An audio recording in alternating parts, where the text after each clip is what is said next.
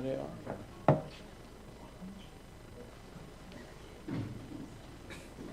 Ah. Thank you. Is the rest of your team also going to be here, or? There should be one guy. Okay. He's missing. He's lost in the building. So. Okay. Yeah. I think then I can hand you the mic, and then you. Do can I have to start now, or really? Yeah. Ideally, yes. Because your team is not here? Yeah, one member is missing. He's lost in the building. You're missing the people who are supposed to pitch. Sorry. You're missing the people who are supposed to pitch for your team? Like, it's two parts. I'm for the second part. And the guy for first part, he's lost in the building, and he's coming down now. Okay. Yeah. So maybe we can switch the order so they can. do that. All right. Can we do that, or? No, we can. You can search your member where they are, and then we will do a different team now. Okay. All right. Let's see if I can.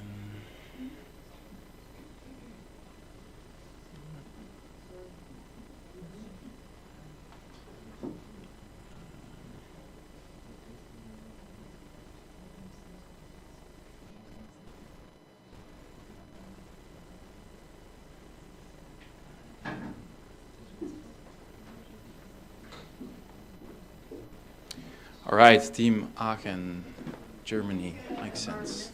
Jury member who's planning to join online. Are they doing online? Okay, let's see. Ah, yeah, I see.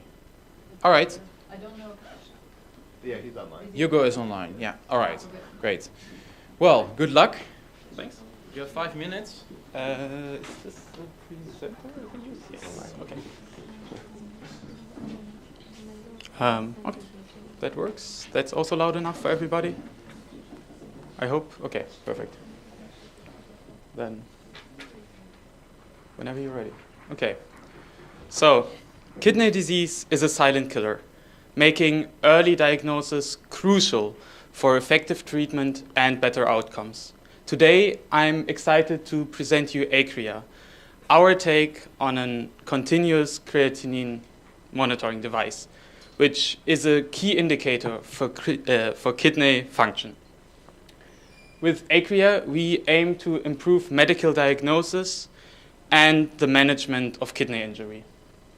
For this, we are using metal organic frameworks, which are an emerging material mainly composed of two components, organic ligands and metal ions. With these two blocks, one can create various 2- or 3-dimensional shapes. Nowadays, metal organic frameworks are used in, for example, gas storage system, batteries, or drug delivery systems. But what makes them especially interesting for our case is their cost effectiveness, the ease of production, and the ability to fine-tune their properties to our specific needs. For our sensor, we are using copper as the metal ion, serving as our binding site, and HHTP as the organic ligand. We functionalize those two components onto a gold and glass wafer using a dip coating process, creating 1.6 nanometer small hexagonal shapes onto our wafer. We mainly chose copper due to its high affinity with creatinine, forming stable coordination bonds. This affinity is important as it ensures selectivity even in complex biological environments, such as serum, where many other particles are present. The changes from the copper creatinine bonds are then detected using electrochemical impedance spectroscopy, or short EIS, which I come back a bit later to. Okay. To get the sample fluids to our sensor, we built a custom flow cell out of PDMS. This structure allows for the sample to flow from the inlet to the outlet through an external syringe pump. We also incorporated a staggered herringbone mixer to mix the solution and prevent any potential streamlines from forming inside the channels. The core of our readout system is our impedance network analyzer and potentiostat, which features an integrated microcontroller which is programmable. In our setup, we are using the aviation board, consisting of the microcontroller, a daughter board for easy access to the analog front end, and an emulator board, which allows for communication with our readout. We also designed a custom graphical user interface, which controls the measurement and displays it in real time. Moving forward, we want to switch from using this aviation board to only incorporating the microcontroller onto a custom PCB. This will be one of the crucial steps towards miniaturization we need to take in order to get to a device that is convenient and an on-the-body application. With this groundwork, we believe that in the future, Acquia can truly become a tool that gives a voice to your kidneys. With that, I want to thank the IWA1 for hosting us, the SensUs organization, and everybody listening. Thank you very much.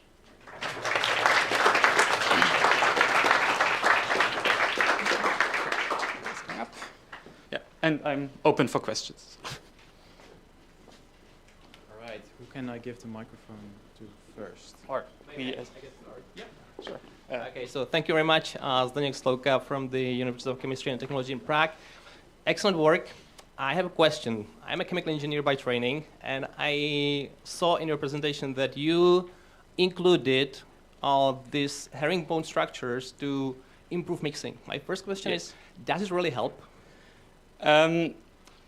Two things for that. So we are not entirely sure. So because of our setup, we were not able to properly test if it really has an impact. Our thought behind it, though, was that kind of through hydrodynamic particle sorting in channels, the solution can split a little bit. And so not to rely just on the fusion, we wanted kind of to mix this up, therefore. You know, the reason I'm asking is because it's sort of upstream of your sensor. So eventually, like, you know, the sensor is somewhere else, then this herringbone structure isn't true. In this case, There's like this channel, and then the structure or the reaction chamber is down there. yes. So when it gets down, essentially you're relying on diffusion again. So my question was, is it really necessary to have this herringbone structure there? Can we like here? Yeah. Can you hear me? Yeah. So this is like the micromixer in the left part. So it's rely like in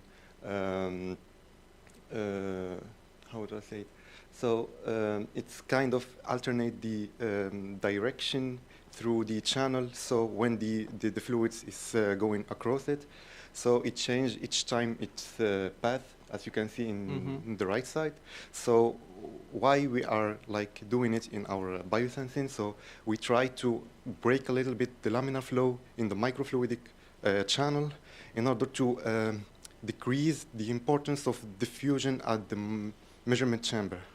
But, so, yeah. but that's the problem, because the measurement chamber is somewhere else than the structure. So I think because like it's then the fluid is already like mixed inside of the channel. So when it's going to reach the measurement chamber, it's not going to rely 100% in the diffusion like phenomena. So because like it's the particles are going to be mixed, and normally theoretically we kind of hope that the timing of binding between the creatinine and the metal sheet is going to be less. So hence the sensitivity is going to be like increased, something like that. So this is what we find on literature, and we didn't like try to build another sensor without herringbone channel in order to compare between them, and it's going to cost a lot of time. And thank you very much for your answer. You know, the reason I was asking about that is because you were trying to solve the problem of transport. Not many teams did this, and this is very important. Thank you.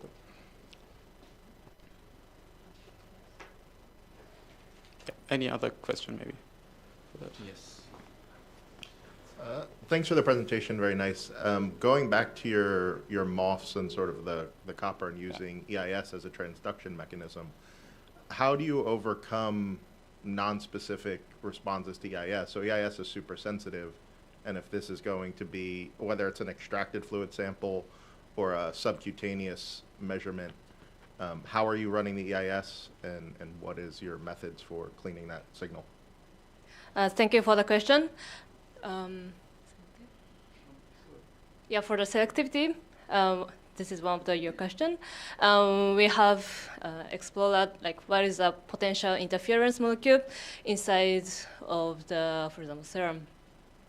So, for example, there could be some proteins in the blood, but we think, for example, protein is negligible because the meta-binding site in the proteins is inside of its structure, and then also larger than the morph structure. So, yeah, we still need further investigation, but protein could be negligible. But there are some other molecules, for example, amino acids.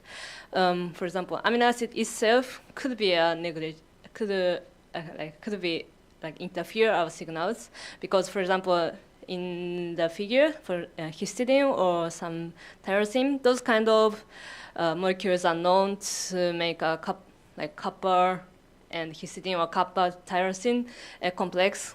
So it is still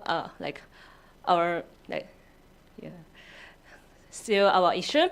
But right now we assume that those are background, therefore like it is constant. So yeah, but it is still an issue for us. Thank you. Thank you.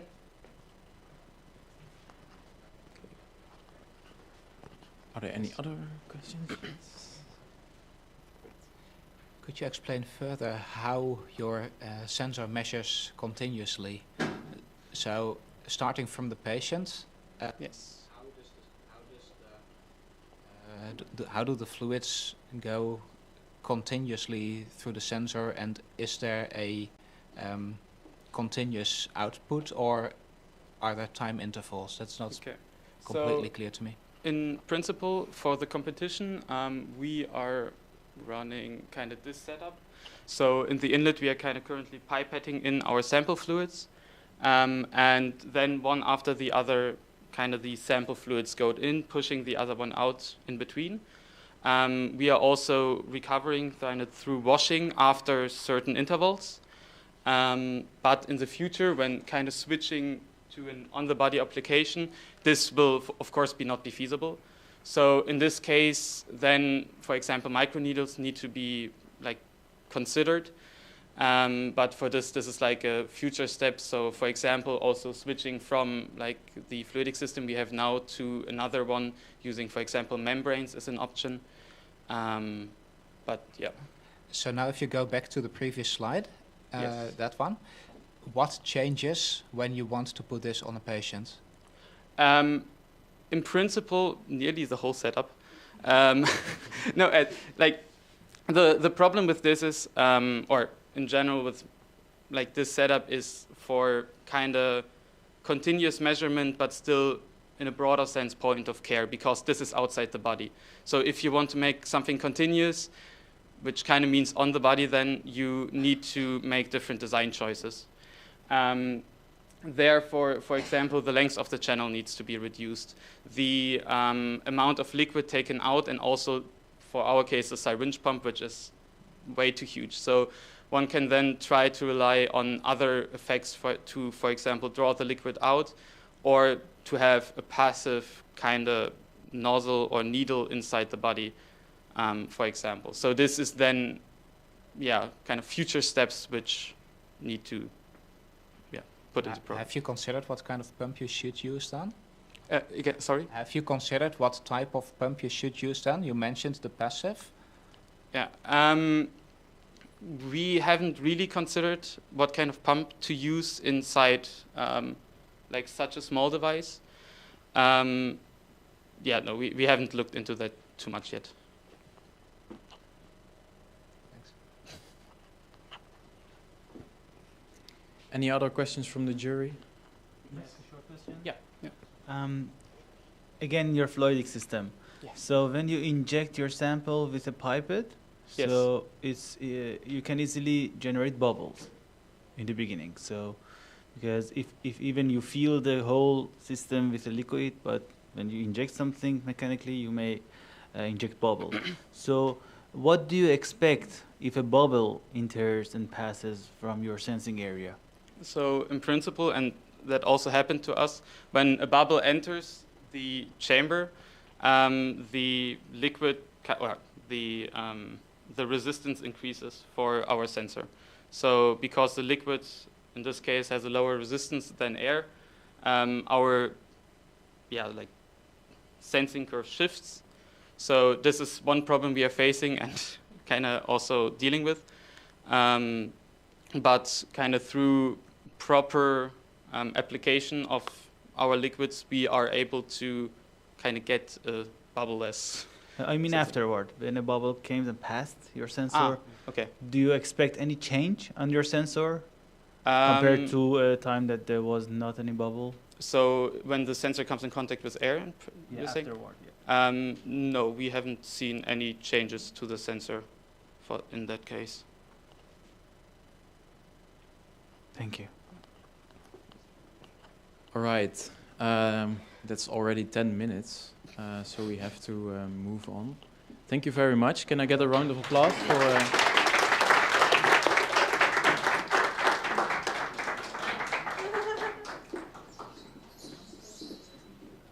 What was the plan?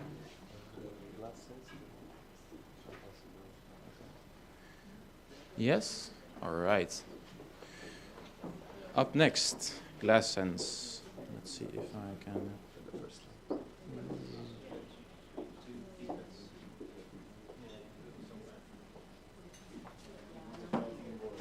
All right. Great, thank you. So this is next, right? Yep.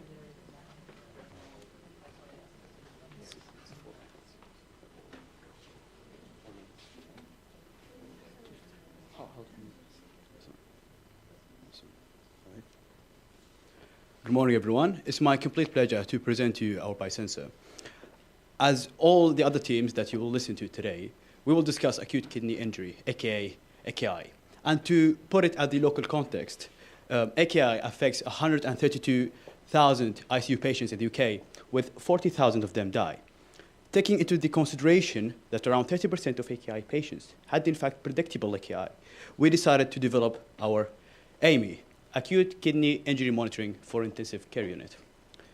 Compared to the current creatinine monitoring for kidney health that relies on blood and plasma testing, which is inconvenient as patients need to be frequently resampled, and also it's time-consuming and expensive, our AMI that relies on molecular imprinted polymers associated with acoustic sensing provides method for continuous measurement at a lower cost. AMI combines well-researched and proven technologies. It uses molecular imprinted polymers for molecular biosensing and selectivity of creatinine, associated with ultrasound, which has been utilized to visualize babies in wombs for detection and quantification, and microneedles for convenient sampling. Here you can see the workflow of AMI. So microneedles are used for convenient sampling of patients. Then after that, the sample is subjected to the MIPS for molecular specificity to creatinine and recognition. And upon binding of MIPS to creatinine, a change in the acoustic response occurs. And this can be detected by the ultrasound detection, followed by signal processing and data transmission to the user interface. For the components of AMI, the sensing part consists of the microneedles for convenient sampling and the MIPS gel.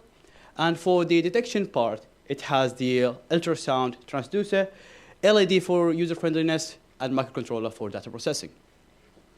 So the concept of sensing, as I mentioned, it relies on MIPS. So MIPS, what's the concept behind MIPS? MIPS are mainly formed by promoting the polymerization of functional monomers in the presence of functional monomers, and in the presence of the target template that functions as a template for the polymerization. And upon the achieving of the polymerization, the target molecules are removed, leaving behind empty cavities that resemble the shape of the target molecule, hence provides method for molecular recognition. So this is the schematic of our detection method. It's like scanning baby. An ultrasound wave would be injected by the transducer and there will be two reflection signal, one's from the acrylic and one's from the gel. As we can see from the middle figure, the red one is the first reflection, and the second one is the second reflection. On the right-hand side, this is the real measurement, and we can see from the figure as creatinine concentration goes higher, the gap between two reflected signal is getting broader. And so to mark this difference, we introduced group velocity. To calculate group velocity, from here, the left-hand side is an example signal. These two reflection signal should be completely also perfectly overlapped. But if we plot these two reflected signal in a figure on the right-hand side, we can say it's not completely overlapped. This is because there's impedance existing in our device, and that would introduce group delay in signal. To sort the group delay, we introduced cross-correlation function to find out the group delay. From the left-hand side figure, the highest point corresponds to an x-axis value, and this value is the group delay that we want to find out. With this, we can fix this problem. And on the right-hand side is the real measurement data. And from the figure, we can see with creatinine concentration goes higher, the group velocity is decreasing. So in conclusion, we introduced a novel method using proven technology, MIPS and the ultrasound, to evaluate the creatinine concentration in the sample. And that's all for our innovative presentation. And thank you for listening. And also thanks to our lovely mascot, Gogo. Thank you. Any questions? Thank you very much. Yeah. Let's start off. Right. Thank you for the presentation. So can you comment a little bit on, you posed the concept of using microneedles for extraction. Do you have a sense for volume of extraction and time to measurement, right? Because if you're extracting and then we're diffusing and settling into the MIPS. Yes, we actually did some work on that here. So here we actually did some sort of optimization for the diffusion across the gel. This is to ensure that we will have the ability to obtain, let's say, suitable diffusion in terms of creatinine into the gel, into the MIPS. So we were optimizing for the gel thickness as well as the concentration. And as you can see here, we are changing here the thickness from 10 to 2 millimeter. You can see there is a change in the diffusion equilibrium. So equilibrium was achieved here at around 30 minutes compared to here 50 minutes. Would you like me to go through the experiment? No, so this makes sense. So if it takes about 30 minutes to get into the gel or reach some equilibrium. And this is for the gel of the MIPS that we used for predicting the MIPS. Sure. So the question is, what is this is driven by some concentration or volume that's applied of your FITSE sample. What's the expected volume you would extract with microneedles? Yes, for that volume, we can optimize it however we want, because the diffusion depends here on the volume of the gel compared to the volume of the sample. So if I want the gel to, let's say, analyze a volume of around 100 microliter, I can specify the dimensions of the gel using the thickness and the dimensions, the length and the width. So you think you would extract 100 microliters of ISF? Of course not. So what number do you think you'd extract?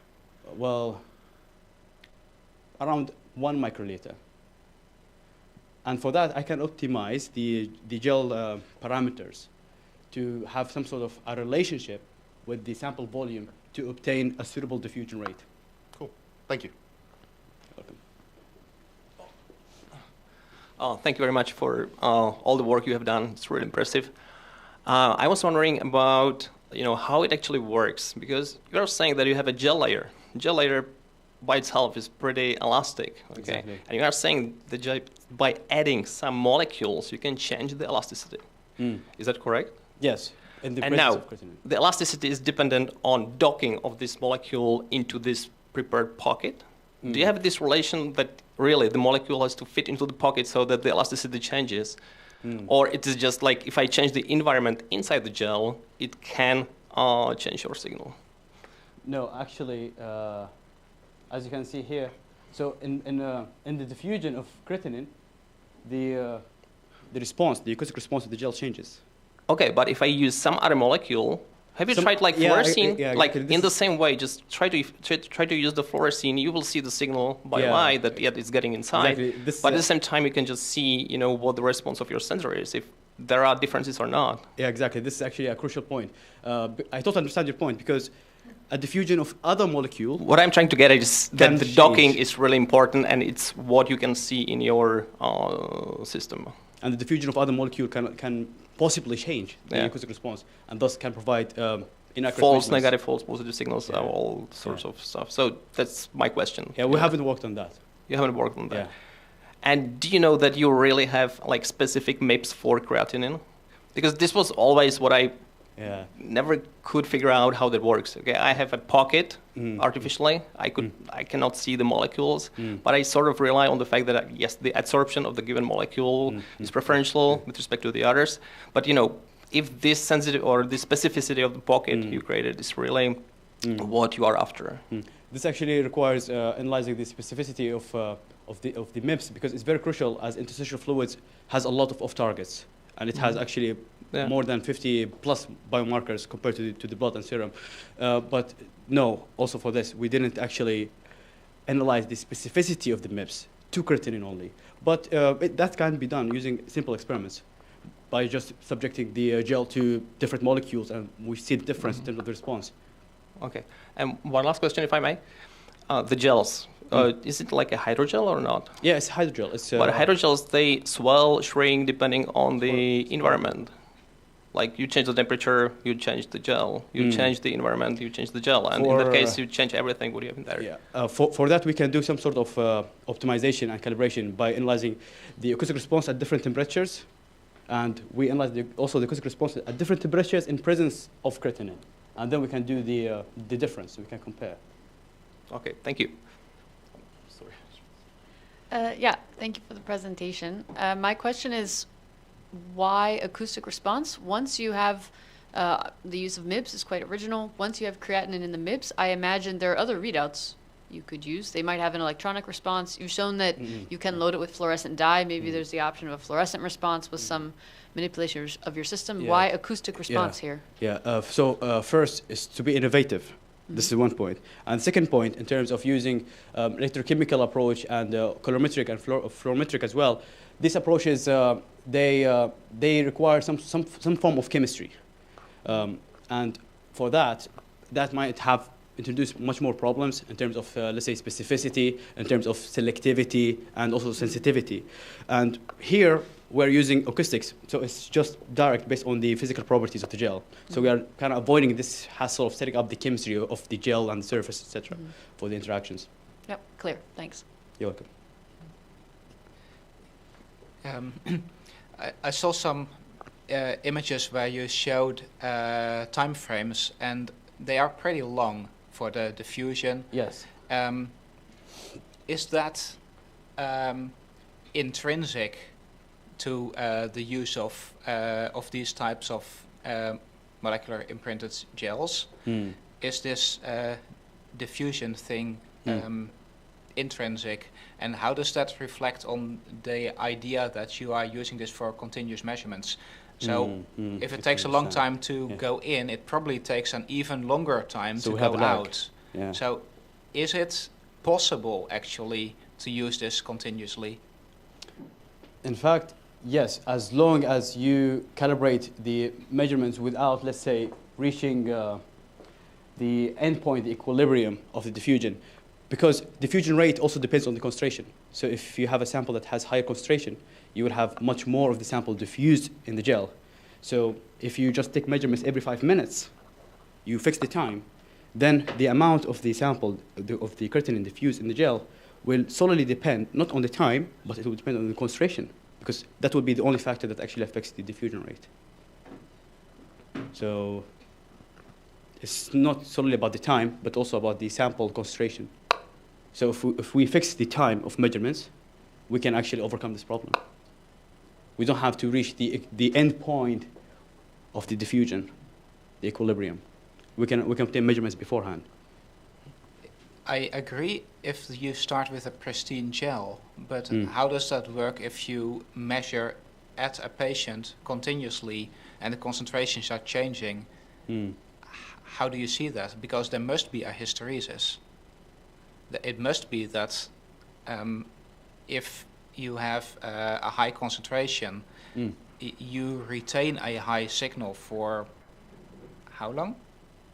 You can't really fix that if the concentration is varying. You mean resetting the signal? Yes. Yeah, we can actually do that using electrophoresis. So we can use electrical potential that actually drives creatinine out of the gel. So then we reset the measurements. Then we have another measurement, etc. Creatinine binds, have a measurement, reset. All right. So it's alternating, and you fix the time that way. Then I get it. Thanks. Oh, you're welcome, sir. Right. I see that we still have some questions online. If you could repeat everything. Okay, so Hugo is asking, good job team, what is the sensitivity and Q factor of your ultrasound probe? Also, why not use surface acoustic waves as a transduction approach? Excuse me, may I could I have a repeat of the question? There's quite Hugo, you can unmute and maybe ask the question. Okay, thanks. Yes. So, congrats, Tim, for your work and innovation on using ultrasounds. So I would like to understand kind of what will be the sensitivity of your device, and in particular, this will depend on the sensitivity of your ultrasound probe. This is related to the Q factor, and this is something that can be changed. And also related to that, using acoustic waves, why not surface acoustic waves, in which probably could be closer or kind of with the embedded in the gel? So, firstly, we don't use the surface acoustic wave because the gel is kind of like really soft. So we could only like inject a medium between the gel and transducer like that to protect our gel in case of the transducer just directly apply it on the gel, and that will crash the gel. And the sensitivity for our probe is actually I don't remember, microsecond, and the Q factor. Sorry about this point. That was not focused during our measurement. We mostly focused on the response time. That's most important for our measurement. Okay, thank you.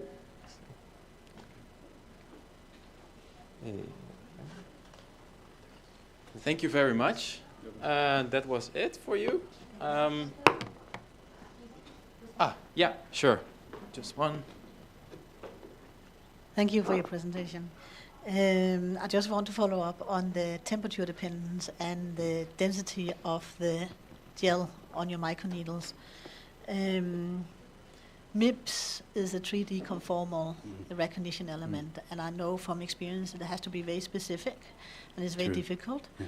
So when you have swollen or the gel changes with temperature or other environmental conditions, you will also change the 3D conformity, which will make this non-specific for creatinine. Did you look into this? No, we haven't. But in fact, we can overcome this using one approach. It's called affinity MIPS, where we can incorporate functional groups that actually enhances the specificity, not only based on shape, but also based on chemical properties of the target. But does that not defeat the purpose of MIPS in total? It will be very expensive. It's very hard to affinity functionalize a small 3D structure in a gel. Is that feasible at all, you think? That's feasible, but it's associated with cost, of course.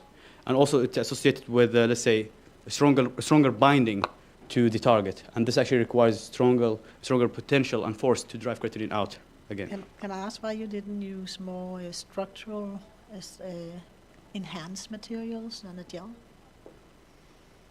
Less susceptible to environmental parameters? I'm sorry, I didn't hear this. No, it's okay. Thank you very much, and that was very interesting. All right, thank you.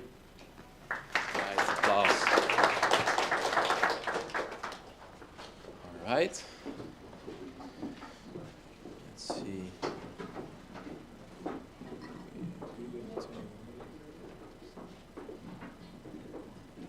Yes. All right, team detectives. Thank you. Thank you. So, hello everyone.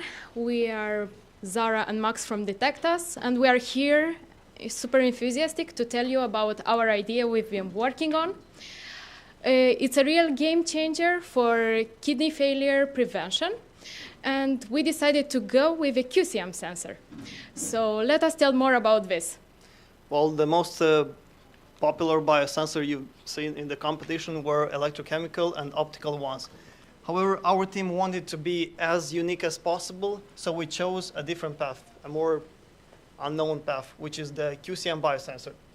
It's not very often that you hear about a QCM biosensor, especially in the biofield, but we can assure you that it is very reliable as the other ones, because it is very sensitive and accurate. Also, we chose the QCM technology because it is very innovative, and and we believe in its performance. So then, Max, what makes our biosensor so innovative? So the QCM basically is a piezoelectric crystal, which when you give it alternating current, it oscillates at its resonant frequency.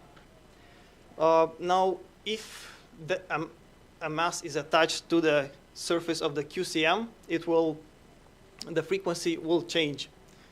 A mass could be also in our case, creatinine molecules. And because there's a frequency change, and we could correlate it to the mass, and knowing the mass, we can calculate the concentration. Now, Zara will tell you more about the biochemical part. Thanks, Max. So for the biochemical part, we have the following highlights. There is a free coating biolayer on the QCM sensor. The first layer is thiol PEG biotin molecule, which thiol group forms covalent bonds with a QCM sensor gold surface, and then the biotin forms a hydrogen bond with a streptavidin, which creates a second layer. Then for the third layer, we decided to use the creatininase enzyme, which was conjugated with biotin. The biotin from the third layer also creates a hydrogen bond with a streptavidin below. So this is our biocoating. In this way, we demonstrated that the biocoating is fixed and withstands continuous flow.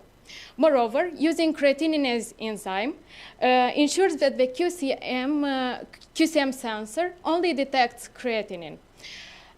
In this way, we eliminate potentially interfering substances found in the biological fluid. So why it's so important for us to continuous measuring to make our biosensor continuously measuring. For there is an immediate feedback, which allows us undertake timely actions. Then we have convenience and quality of life, which means that we have less frequent hospital interventions, and also we give freedom to patients. Also early detection of trends and patterns, which offers predictive analytics. And also we have cost efficiency, both for patients and for health system.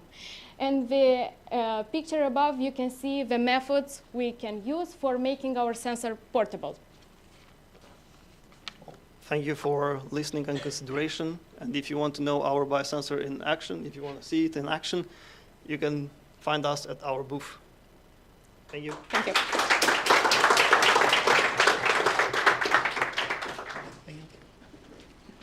wants to ask a question first? Thanks. Thanks for the presentation. You showed the mechanism of the detection, and you showed a couple of ways how it can be portable, but I was missing in between there, how is it connected to the patient? How is your current design getting its flow, and how would that look like in the portable case? Yes.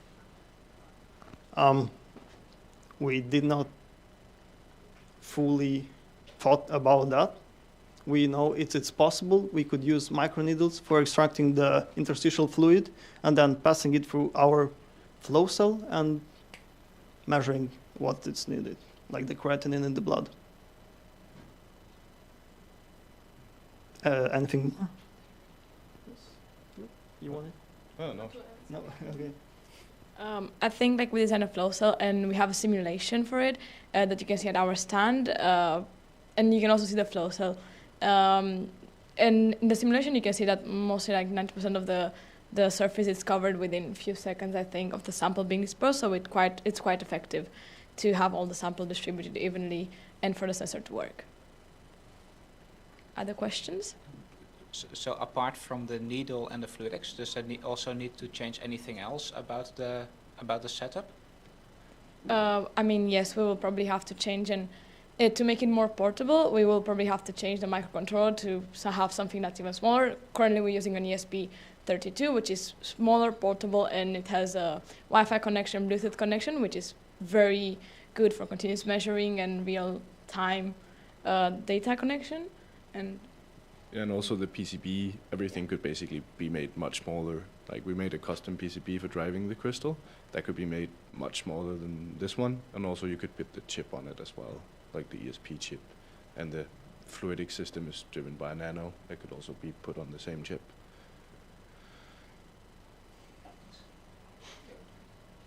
Other questions? Yeah. Yeah, I have some questions about the use of the enzyme. What information do you have about the enzyme? Like, what's the turnover rates? How quickly will you generate a product? I mean, small things like this are quite important with enzymatic surface chemistry. Here you're measuring a change in kind of the weight on the, or mass on the sensor. So, yeah, so the change in the resonance frequency due to the extra mass, right? Yeah. So what type of mass changes do you expect if you have creatinine present? I mean, these are small things that are important to calculate, maybe. Any information really on the enzyme and how it would work? The information of the enzyme, I think it was that it was quite a fast-working one. Mm-hmm. Therefore, we give a result fast. And also because QCM is highly sensitive, that it's great. Because even though it's only binds for a split of seconds and you only get a few spikes, because you have a lot of enzymes, you get those few spikes more and you can see them and kind of continuously. And I think our colleague did some calculations of how you can transform that frequency into concentration. Mm-hmm. Your question was with regards to the enzyme itself and how it works, right? Yeah, how are you going to generate a signal, or how do you know you can generate enough signal? Like, what's your sensitivity? You said it's quite fast, so you would get a lot of changes, but so the QCM itself has a sensitivity of around like 17.7 nanograms per centimeter squared, and so we use that. I mean, that's for a 5 megahertz crystal that we have. That changes, as your megahertz goes higher. Mm-hmm. But we selected the 5 megahertz crystal because as you have a 10 megahertz crystal, there's more noise, and that affects your sensitivity. But at our current sensitivity, we tested it with like water and sucrose, and it provided enough sort of accuracy to get a mass change and to detect a sufficient mass change. And then we use that mass change, given the volume, and then we know the volume of the liquid that is actually on top. Mm-hmm. And that's just simply using, Sauber's equation, and we can detect the density and the concentration of the fluid. And do you know what your then limit of detection is with creatinine? Yeah, I know time is an issue with these things, so that's okay. But I think that the limit depends also on the megahertz of the crystal. So, for example, 5 megahertz will have a lower limit than a 10. So, I guess for now, what we calculated, we could do all the range that were in the competition between 30 to 300. But I think if there's a higher concentration or something, we might need, I mean, not necessarily a higher, actually if it's a lower concentration, we might need to change the crystal to 10 megahertz. But that can be adjusted. Yeah, it can be adjusted according to the needs. Yeah. Yeah. Or a bigger one, then we have more surface area. Yeah, that's good for me. That's great. Just one quick question. This sensor is pretty sensitive, but if I just put it on my body and I will just move around, there's going to be a lot of noise from my motion or my movement. So, and I think it might even completely damage your sensor. So have you thought about that? Yeah, I think that's one of the main changes we have to make to our sensor, is to improve the isolation around the QCM itself. And I think, there's also recommendations that we can provide to the consumer itself, right, about how and where you can use the sensor. We wouldn't recommend you play a game of football while wearing the sensor, right?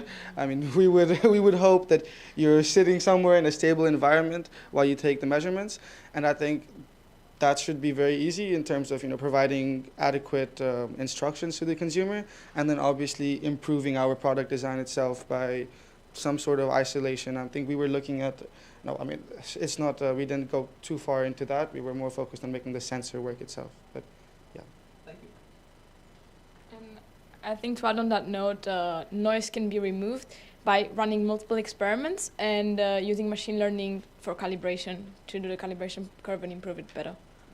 And also, if we improve the flow cell, it's also we can preserve the chip better. So we also can work on this. So in terms of using these devices and using QCMs, and maybe on your hardware side, because you mentioned you develop custom hardware, traditionally you might want some type of lock-in or feedback loop, because every sample you take, you don't have Sauerbrey's equation because you don't have a solid film. You'll have a very thin film of fluid. Can you comment on the hardware you guys built and any concepts of that? Sure. We used a standard crystal oscillator driver for the driving circuit, which also, of course, has feedback and amplifiers and stuff to make sure that the inherent frequency of the crystal is, amplified to a certain degree at least. It's like a TTL signal that comes out, so that you can measure it easily. Also has its drawbacks doing it that way, but yeah. And you're recording just basically you're assuming 5 megahertz or some resonant frequency, and then that change, or are you finding the frequency as we're it changes? counting the pulses with an ESP32. So we're using the counter and the timer, and then we're just saying to the timer ISR that when 1 second has passed, you should just count all the overflows. Because we got a bit of inspiration from a firm called OpenQCM, and they started out the same way because it's doable. All the things with heterodyning and stuff that can be a bit difficult if you only have half a year. Yeah. Sounds good. Thank you.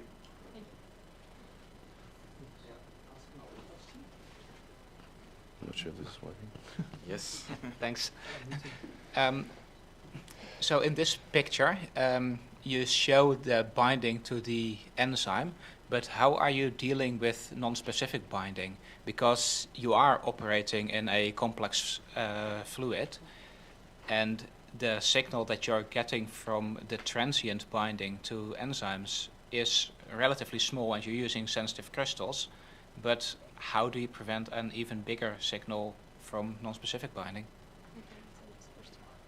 Thank you for the question. This is still an open question for us. We're still having sometimes trouble on this, but we're thinking maybe to use, because for this experiment right now, we used as a first layer thiol PEG biotin, which has a 10 kilodalton measurement, so it's a quite big molecule, which can bind to the surface in a different ways, or it's a little bit more complicated to use it. So we tried also our experiments to use 1 kilodalton molecule of thiol PEG biotin.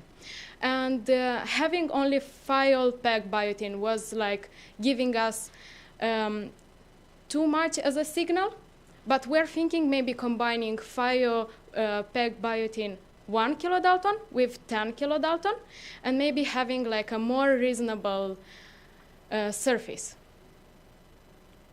So we want to, if we can continue this project, we want to deep in this part.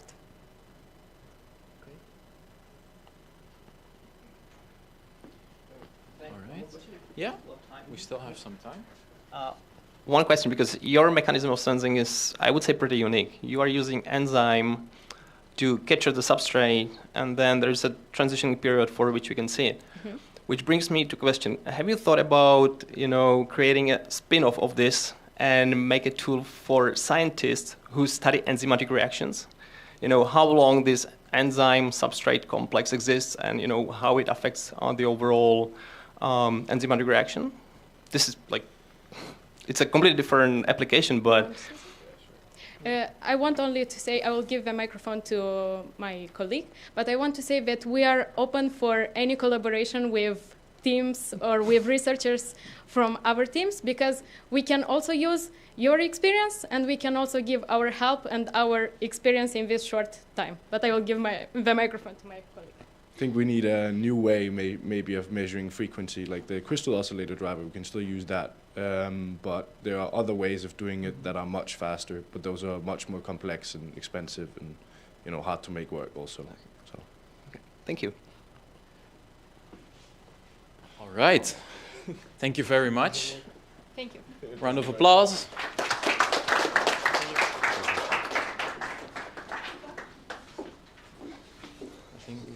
That was it, right? This is, yeah. This is the presentation. Yep.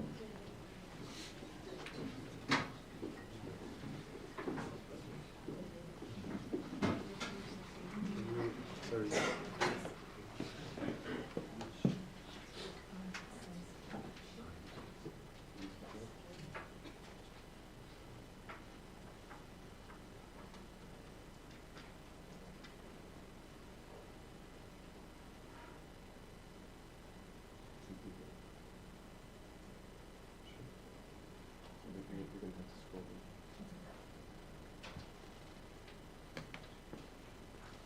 You can make it full screen.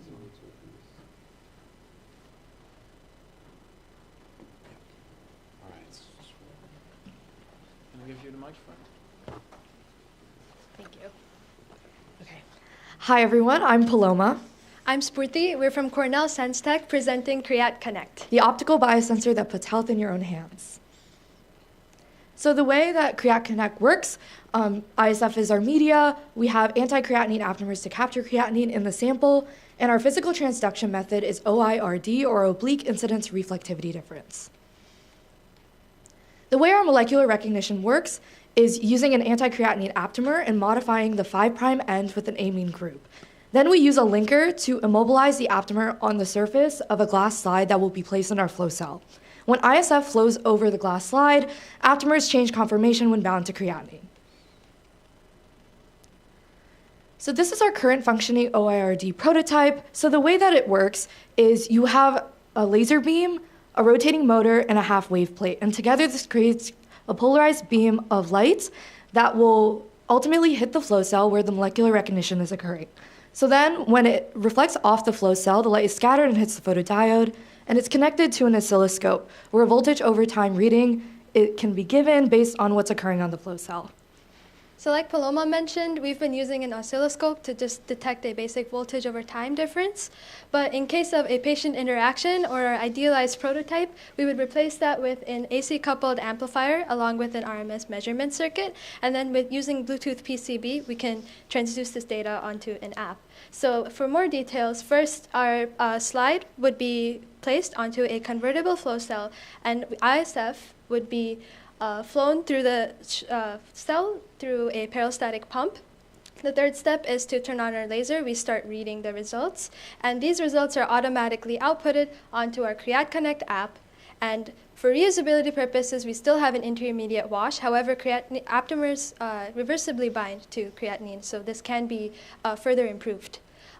With regards to the patient interaction app, the patient can not only see the concentration output, but because the app collects data over time, they'll be able to see different trends in their creatinine levels, and this can allow them to account for minor fluctuations. And if of concern, they can also share this information with their doctor. So in terms of what we've achieved, we've seen some successful linker binding on our glass, and we've confirmed this using 2 characterizations. The first is octet. You can see that compared to our control glass side, there's a significant amount of fluorescence of our linker showing uniform binding. We also confirmed this with confocal microscopy, where our initial characterization shows a uniform binding of the linker over our glass. With regards to our OIRD testing, we saw a statistically significant difference between the empty slips and our linker slips. However, we do need to further refine our setup to detect a more significant difference between the linker and aptamer slips, and this can be done through further refinement. And so why does our technology stand out? So currently there's little published research detailing the use of OIRD for aptamer-based biosensors, making our technology unique. And compared to existing optical technologies such as SPR, ours combines a more simple approach that's ultimately less costly and uses just standard DNA aptamers. And ultimately, our device has the potential for miniaturization, like Sporty mentioned, with replacing different parts, and ultimately it can be adapted for easy at-home use. So we're still working on finding aptamer sequences that are higher in affinity to our creatinine-bound molecules to increase our specificity. We also want to further refine our OIRD setup. Since it's a novel method, we still want to, and it's shown promise, we want to further refine it and determine our limit of detection. As Paloma mentioned, we want to replace our rotating motor and half wave plate, which make our setup relatively bulky at the moment, with a crystal wave plate, which can perform these same functions and miniaturize our design. And thank you for your time. We're happy to take any questions. Thank you.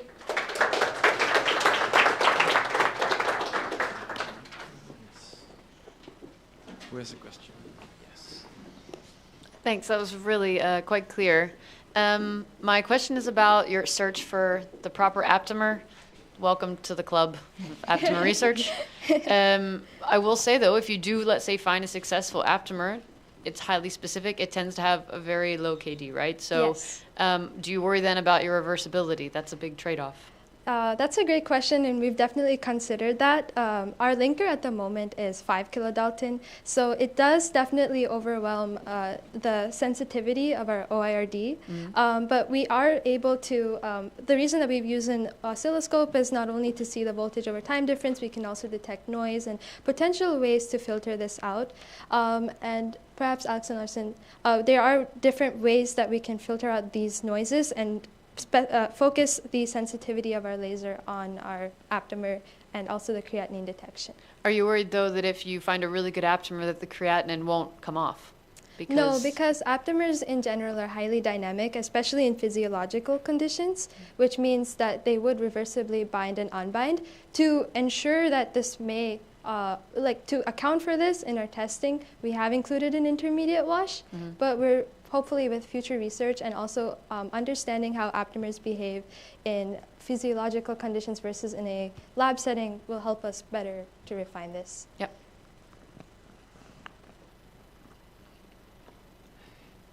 I have a question about the mechanism and why this, why you think this optical technique is a good idea. Because you made it very clear some advantages of the optical technique, but you're using this one for small molecules.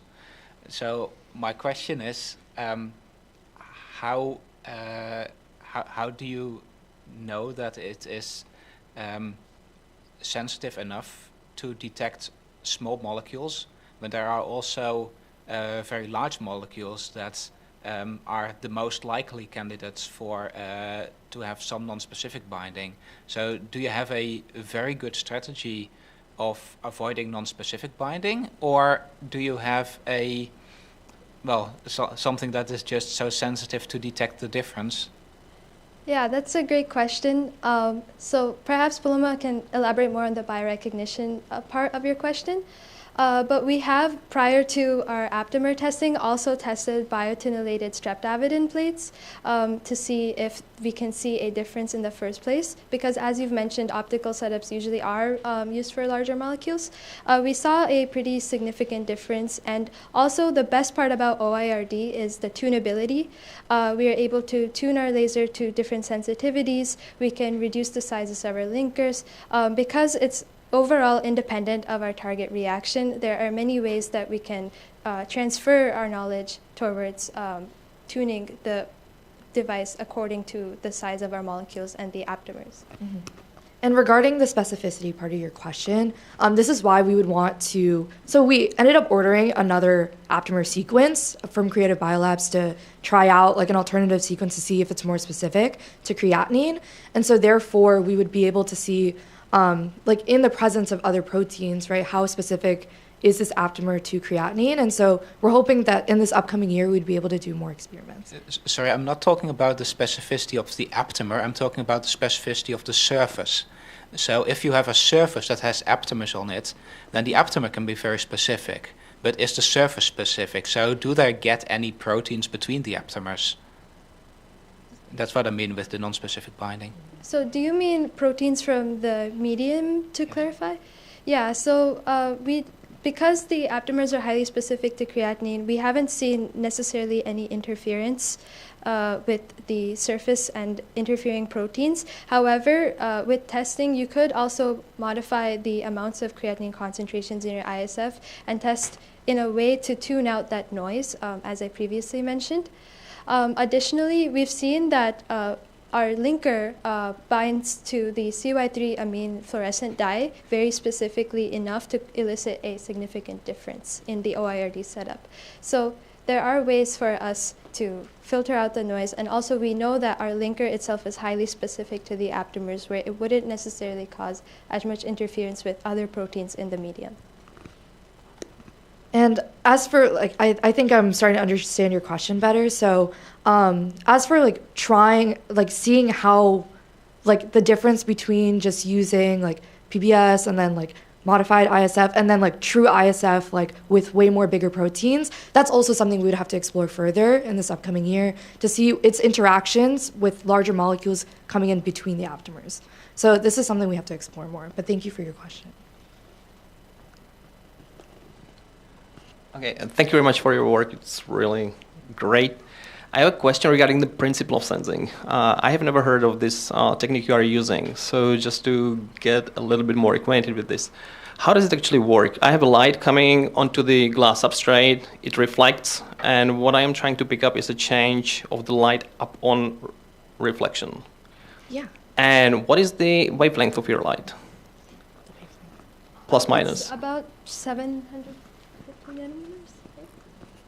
We are using red light, so I think it's about 630. 630. Something around there. Because when I think in terms of the wavelength, which is sometimes the physicists say this is something like the light sniffs around like 700 nanometers, and everything what is around can be seen by the light.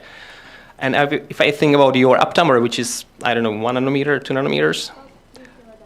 So what is actually included in your signal when something reflects from the glass light? Like, what is the thickness of your layer that is in the signal? Have you thought about that? If it is really just something what is sitting on the surface, plus 1, 2, 3 nanometers, or if it is surface plus, I don't know, 10, 50, 100 nanometers. I'm not a physicist, I'm just asking, I'm just curious. Yeah, so the reason that we use a half-wave plate and we also a rotating motor at the moment is because OIRD is using S and P polarized beams, and these beams are interchanging with the rotation, which changes the scattering of the light. And the photodiode is mainly picking up on that scattering and the refractive index. So in terms of what actually it's measuring, it is the conformational changes on our glass slide, but not necessarily the surface, because we've also taken an extra step to plasma clean our glass and remove any potential contaminants or functional groups or organic groups on our glass, which might interfere with that signal in the first place. Okay, thank you. I think just to add to that, so my curiosity, you have basically a dual polarized system that's dielectric dependent, right? And so every sample might have different dielectric properties, not only based on the target, but what's in there. So can you comment on how do you handle samples that change basically medium in this case? And number two, is there any hope for this being a miniaturized mobile device, or how do you foresee you transitioning from the current design to maybe being the first to miniaturize polarized spectroscopy? Yeah, so to answer the first part of your question, if I got it right, you are asking about the dielectric system. Can you just repeat the? Yeah, sure. So you have that S&P polarized light coming Yeah. in, and so there's a dielectric dependence at the surface. Yes. And so if I take ISF from myself today, let's say you could get enough today in 2 hours and 3 hours, the composition of that might be slightly different, and therefore the dielectric medium is actually different. So can you directly measure in the sample, or how can you account for those? Can you account for those changes? I'm not sure. Yes. So that is our goal, ultimate goal. It's to directly be able to measure the sample without any modification or like sample prep. And that's one of the advantages of OIRD in general, that it's label-free, it's highly specific or highly sensitive already. We haven't really gotten a chance to test different mediums, but that definitely is a good future step.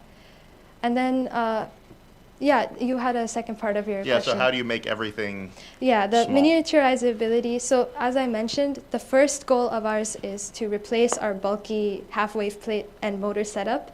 The crystal wave plate is able to already switch between S&P polarization. And in terms of other compact materials, we can also miniaturize our laser, we can miniaturize our circuit. Obviously, it's a very future step, and since optical setups are in general very complex. But yeah, we definitely think it's possible. Thank you.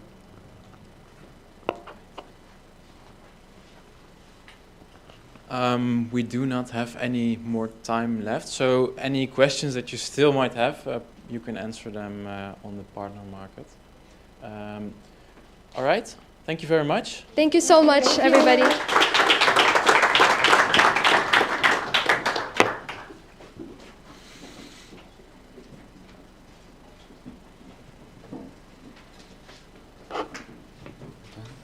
I think that was it, right? Yes.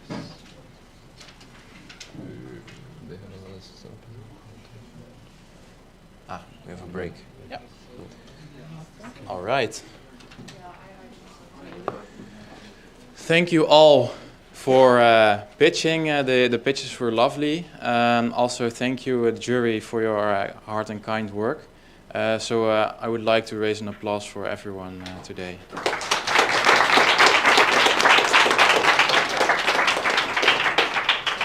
All right, so now is the time to get something to eat, to drink, and to take a break. And just a note for jury, please, if you're going to, when you fill in the grades for pitches, fill them in also in the overview tab, the big document with all the grades. Fill in the pitch right there. Yeah. Thank you.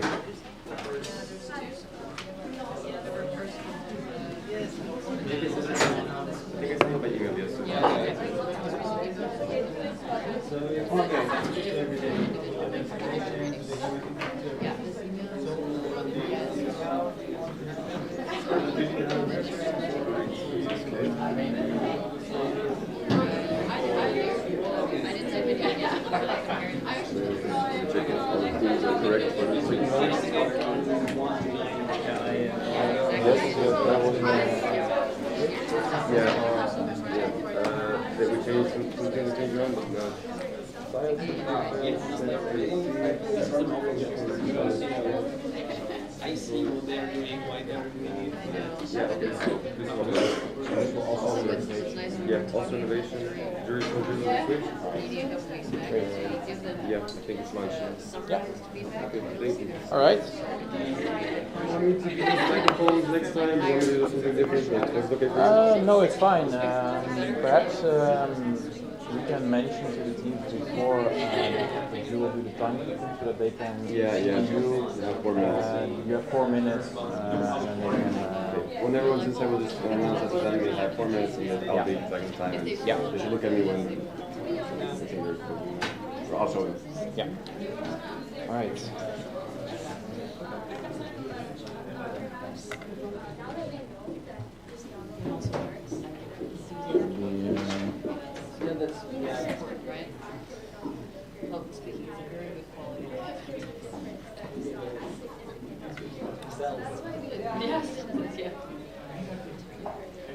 I have to go to help with lunch.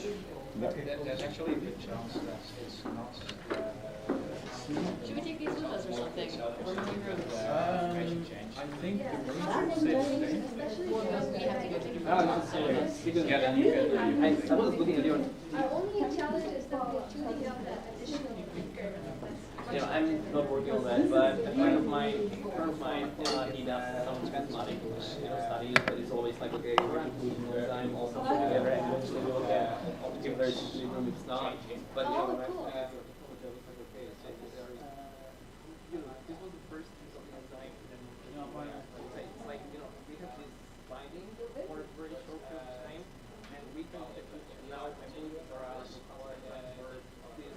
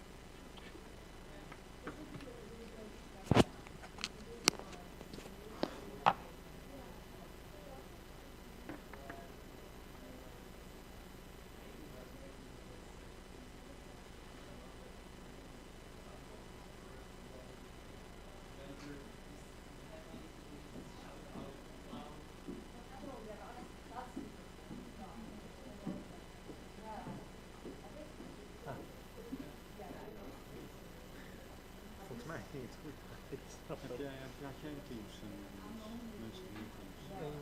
Iemand die een vraag stelt met iemand? Ik hoor geluid, ik hoor het hier. En ik heb de camera daar gezet. Ik had teams en niemand. Ja, leuk.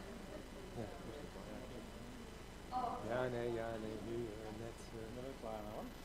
Ja, dat was dus de grond. Ja. Deze meeting gaat, ja, dan wordt deze afgesloten en je krijgt straks een nieuwe. Maar je hebt nou andere. Ja. Eerst even de livestream voor jou zetten.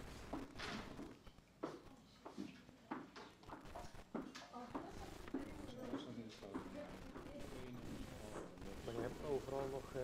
want bij kast op overal dus invliegen. Kan hier ook al invliegen. Ja, maar blijkt nou precies wat ik gedacht had. Dus ik, ja, die naam